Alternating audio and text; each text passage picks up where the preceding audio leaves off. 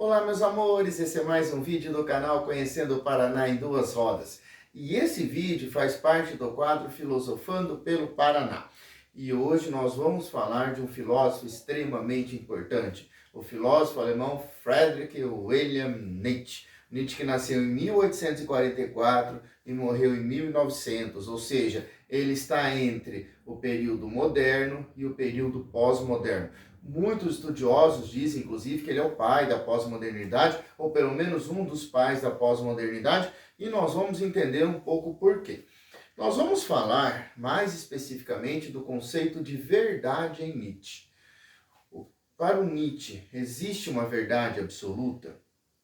Para o Nietzsche, é possível alcançar um conhecimento verdadeiro? Se sim, por quê? Se não, por quê? Só que antes de entrarmos propriamente no pensamento nietzschiano, nós vamos ter que entender alguns conceitos básicos antes, para ficar mais fácil de entendermos o conceito de verdade em Nietzsche. Bem, primeiro nós vamos ter que entender o que é conhecimento objetivo e o que é conhecimento subjetivo. Bem, conhecimento objetivo, como o próprio nome diz, vem de objeto, conhecimento objetivo. Porque assim, quando nós falamos de conhecimento, nós temos que entender que nós estamos falando de uma relação entre sujeito e objeto. É o sujeito que conhece o objeto. Então, conhecimento objetivo é o objeto se mostra ao sujeito. O conhecimento, essa relação sujeito-objeto, está centrada onde? No objeto. Então, o sujeito conhece o objeto tal qual ele é. Bem, o conhecimento subjetivo é o oposto. Dentro da relação sujeito-objeto, o conhecimento está centrado no sujeito. É o sujeito que conhece o objeto. Se é o sujeito que conhece o objeto, eu vou conhecer de uma maneira, você de outra maneira, e outra pessoa de outra maneira, e assim vai. Por isso nós falamos de conhecimento subjetivo. Esse conhecimento objetivo e subjetivo vai redundar naquilo que nós chamamos de realismo e relativismo. Realismo vem da palavra realidade. Então, é o sujeito que conhece a realidade tal qual ela é. Conhecimento objetivo. O objeto se mostra ao sujeito, o sujeito conhece ele. Ele quem? A realidade, da forma como ela é. Conhecimento subjetivo vai redundar no relativismo. Porque sou eu que conheço, o outro conhece, cada um conhece de uma maneira, nós vamos falar de relativismo. Fica relativo, cada um conhece de uma maneira. Bem, então, uma vez que nós entendemos o que é conhecimento subjetivo, objetivo, realismo, relativismo, agora nós temos que entender uma outra coisa. Questão do poder. Quais são os mecanismos para se exercer o poder? Eu quero mandar em alguém. O que eu preciso fazer para mandar em alguém? Bem, existem dois mecanismos. A coerção e o convencimento. Ou eu obrigo alguém a me obedecer, ou eu convenço a me obedecer. Essa coerção pode ser pela força física, pode ser pela força econômica, pode ser por uma chantagem, mas eu obrigo a pessoa a me obedecer. Eu coajo a pessoa a me obedecer. Ou eu a convenço. Qual é o mais eficaz? A coerção ou o convencimento? O convencimento é mais eficaz. A coerção é mais fácil, né? Eu obrigar uma pessoa a me obedecer é mais simples. Convencer uma pessoa a me obedecer é bem mais complexo, bem mais difícil. Mas, uma vez que a pessoa está convencida a me obedecer, vai ficar bem mais fácil porque ela vai me obedecer de bom grado e ainda vai me agradecer. Agora, se eu estou obrigando uma pessoa ou um grupo de pessoas a me obedecer, a iminência de uma rebelião estará ali a todo momento. Então, convencer é mais difícil, mas é mais eficaz. Bem, uma vez que nós entendemos esses conceitos básicos, agora sim nós vamos ao pensamento nietzschiano. Bem, para entendermos ali o posicionamento do Nietzsche, se ele é realista ou se ele é relativista, eu vou pedir a permissão de vocês e eu vou ler aqui um trechinho, é muito pequenininho, é um trechinho de um parágrafo de um texto do Nietzsche que ele escreveu em 1873. O título do texto é sobre verdade e mentira no sentido extramoral. Olha como Nietzsche começa o seu texto. em algum remoto rincão do universo cintilante, que se derrama em um sem número de sistemas solares, havia uma vez um astro em que animais inteligentes inventaram conhecimento. Foi o minuto mais soberbo e mais mentiroso da história universal, mas também foi somente um minuto. Passados poucos fôlegos da natureza, congelou-se o astro e os animais inteligentes tiveram de morrer. Assim, poderia alguém inventar uma fábula, e nem por isso teria ilustrado suficientemente quão lamentável, quão fantasmagórico e fugaz, quão sem finalidade e gratuito fica o intelecto humano dentro da natureza. Houve eternidades em que ele não estava. Quando de novo ele tiver passado, nada terá acontecido.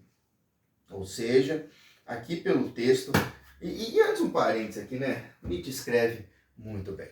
É belíssimo a forma como Nietzsche escreve.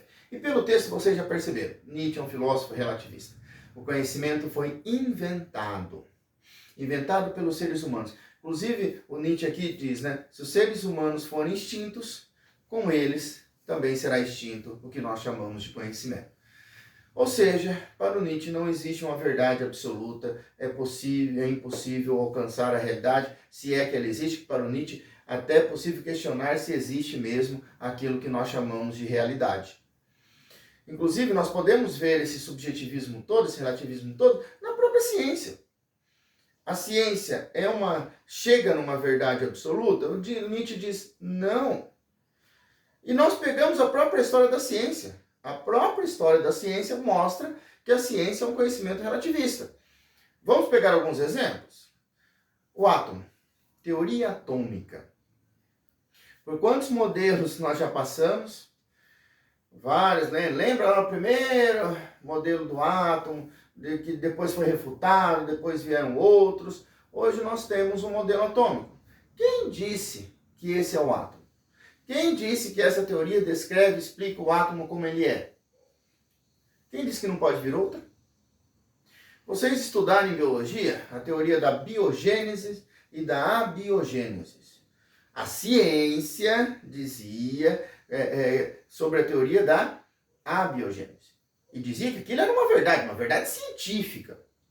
Depois veio a própria ciência, desmentiu a própria ciência e disse que agora nós temos a teoria da biogênese. Quem garante que não virá uma terceira teoria? E aqui um parênteses importante, que nós não estamos negando a ciência. Esse canal, obviamente, não é negacionista, claro. Aqui nós só estamos dizendo que a ciência não é uma verdade absoluta de acordo com o pensamento nietzschiano. A ciência é um conhecimento extremamente importante, necessário para a vida humana, é um conhecimento que salva vidas. A ciência é importante. Nós só estamos aqui dizendo, de acordo com o pensamento nietzschiano, que ela não é uma verdade absoluta. Veja que são coisas bem diferentes. Uma coisa é dizer que ela não é uma verdade absoluta. Outra coisa é negar a ciência. Então, não estamos negando a ciência, como eu disse, esse canal não é negacionista. Muito bem. Mas não existe uma verdade absoluta, nem na ciência. Então, tudo é relativo.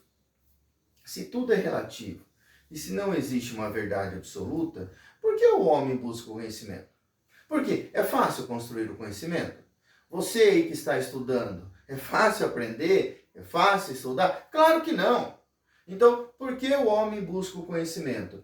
Porque o homem tem o desejo do conhecimento. Bem, Nietzsche diz que o homem não tem o desejo de conhecimento. Não é esse desejo. O homem tem o desejo de dominação. O homem quer dominar. Inclusive, tem um filósofo lá na antiguidade chamado Aristóteles que ele diz que o desejo faz parte da natureza humana. O homem, por natureza, quer o conhecimento. O Nietzsche diz, não. O desejo não faz parte, o conhecimento, o desejo pelo conhecimento não faz parte da natureza humana. O que faz parte da natureza humana é o desejo de dominação. E se nós estudarmos a história da humanidade, você que está estudando história, você sabe que a história da humanidade é a história de guerras. É o ser humano buscando dominar o outro ser humano. É o ser humano buscando subjugar o seu semelhante. Então o homem busca o poder. E se ele busca o poder, nós vimos lá no comecinho do vídeo, lembra? Que qual é a forma mais eficaz para dominar? Qual é a forma mais eficaz para exercer o poder? Pois é, o convencimento.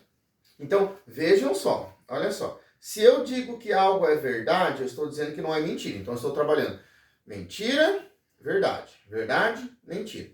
O conceito de verdade vai redundar no certo, não é? Então, se isso é verdade, é porque é certo. E se isso é certo, eu preciso fazer o certo e não o errado. Então, eu tenho, olha só, verdade, mentira, que vai redundar no certo e errado. Então, se eu preciso fazer o certo e eu disse que isso é o certo, aquele que não faz o certo, o que eu faço com ele? Eu puno ele. Porque esse conceito de verdade vai redundar no conceito de certo, que vai redundar no conceito de mal. Perdão, no conceito de bem. Quem é aquele que faz o bem? É aquele que está certo. E quem que está certo é aquele que detém a verdade. Quem é o mal? É o que faz errado. E o que faz errado, porque isso é uma mentira. Vocês compreendem isso? Então, é nesses conceitos que eu vou subjugar, porque eu digo aquilo que é o certo, eu digo aquilo que é errado, e aquele que faz o errado, ele é punido. Então, eu obrigo todo mundo a fazer aquilo que eu disse que é o certo. Olha como o conhecimento, ele embasa o poder. Ele embasa a punição. Quer ver alguns exemplos simples? E antes de falar alguns exemplos simples, também outro parênteses aqui. A moral. Olha o texto do Nietzsche. Verdade e mentira no sentido extra-moral. Ele está fazendo uma relação entre moral e verdade. Porque os valores morais são verdadeiros? O Nietzsche diz, não. Não são não. Tanto é que ao longo da história nós vemos que eles são modificados. Aquilo que uma determinada época é considerado verdadeiro e uma outra época não é. Aquilo que para um determinado povo é considerado correto, para o outro povo não é. Então, assim, os próprios conceitos morais, eles se modificam ao longo da história, ao longo de gerações e ao longo de povos. E aí, quem que está certo? Quem que está errado? Para o Nietzsche não existe certo e errado. A criação desses dois conceitos, certos e errados, nada mais são do que objetos de dominação. Mecanismos de dominação. Então, vamos pegar um exemplo. Lá na Idade Média, a mulher, ela não podia ler. A mulher que soubesse ler e escrever, ela era tida como pecadora. Era errado. Hoje, as mulheres não são incentivadas a estudar? E aí? Quem está certo? Idade Média ou Idade Moderna? Os índios andavam nus porque eles eram depravados? Não, porque eles não maliciavam os órgãos genitais. Os europeus maliciavam. Para os índios, os órgãos genitais é a fonte da vida. Dali nasce a vida. Para os europeus, cristãos, é a fonte do pecado. Quem está certo e quem está errado? Para o Nietzsche não existe certo e errado. Certo e errado são mecanismos de dominação. Então, e aqui também eu quero fazer um outro parênteses. Lembra-se que eu falei para vocês que o conceito de verdade vai redundar no certo e o certo no bem? E o conceito de mentira vai redundar no errado, errado no mal? Pessoal, as piores coisas que os seres humanos fizeram, as piores barbaridades que o homem fez com seu semelhante, foi o nome do bem. Eu que detenho o bem, eu que sou o bem, eu posso punir o outro porque ele é errado, ele é do mal. Na Idade Média, a Igreja Católica matou barbaramente, torturaram de forma impiedosa seres humanos em nome do mal? Não. Eles se achavam do bem, aquele é o pecador, é o malvado, tem que ser punido. Lá no Holocausto, vocês acham que os nazistas mandaram para os campos de concentração judeus, ciganos, entre outros, que eles consideravam os malvados? Olha só, eles se achavam os do bem. Os outros que são os malvados. Lá na Rússia comunista, governo Stalin, aquelas pessoas que foram mortas, que foram mandadas para a Sibéria, para prisões terríveis, foi nomes do mal? Não, aqueles lá defendem o capitalismo. aqueles lá são porcos capitalistas. Então, se eles são capitalistas, eles são malvados, porque o certo é ser comunista, de acordo com eles. Então, se eu sou o bonzinho, aquele é o malvadão, eu posso punir o malvadão, porque eu sou o do bem. Ou seja, as piores coisas que o ser humano fez contra o outro foi em nome do bem. Então, esse conceito bem e mal são mecanismos de punição e nós podemos perceber isso ao longo da história. Pessoal, mas para esse vídeo não ficar muito longo, nós vamos concluindo ele por aqui.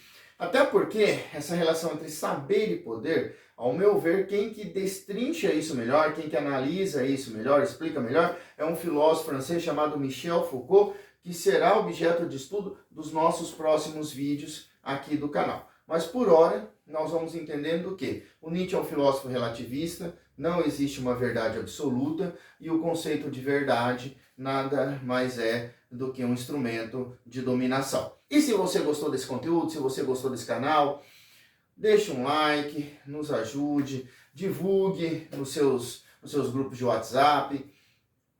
Se você tiver alguma dúvida, alguma crítica, deixe aqui no comentário. Vamos construindo conhecimento. E não perca o próximo vídeo aqui do canal, que é sobre o filósofo francês Michel Foucault.